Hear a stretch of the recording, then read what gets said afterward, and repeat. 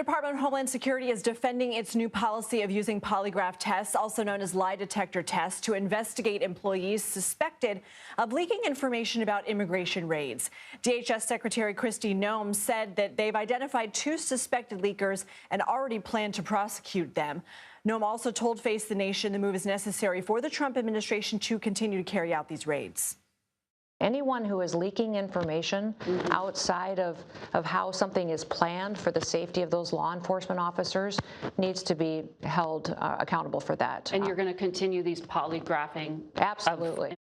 Let's bring in Blake McConnell. He's a polygraph expert with the forensic consulting firm Park Dietz and Associates. He was previously a polygraph manager and examiner with the FBI. Thank you for being here. My first question to you is, do we have precedent for the U.S. government using these tests on its own employees? Well, the U.S. government has used polygraph testing to screen employees in applicant situations, law enforcement officers mainly, and those in the intelligence community who have access to highly classified information, top secret compartmented information. So it's not unusual that the government uses this polygraph testing. The difference here is that these polygraph examinations are going to be used to determine whether someone is not leaking classified information, but it sounds like this would be controlled information that is law enforcement sensitive.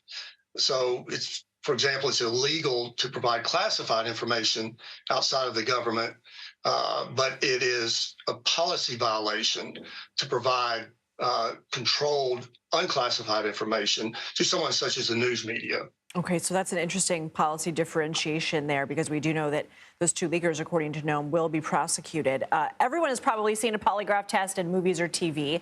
How do they actually work, and how accurate are they? Well, that's a thorny issue. It's hotly debated whether polygraph is, you can put a number up to it as far as accuracy goes.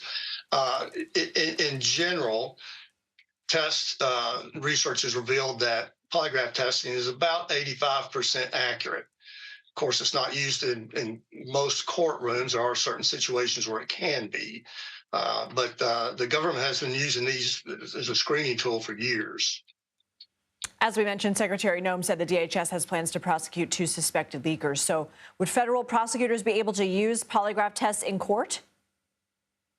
No, they wouldn't. It would just be based on whatever they have done. The polygraph test results would not be admissible. And as far as the information that was leaked, it sounds like that would be a policy violation, right?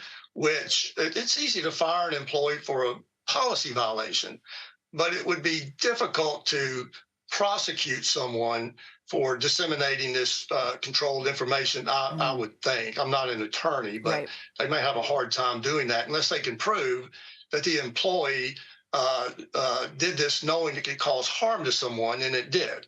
All right. Well, Blake McConnell, we appreciate your expertise. Thank you. Thank you.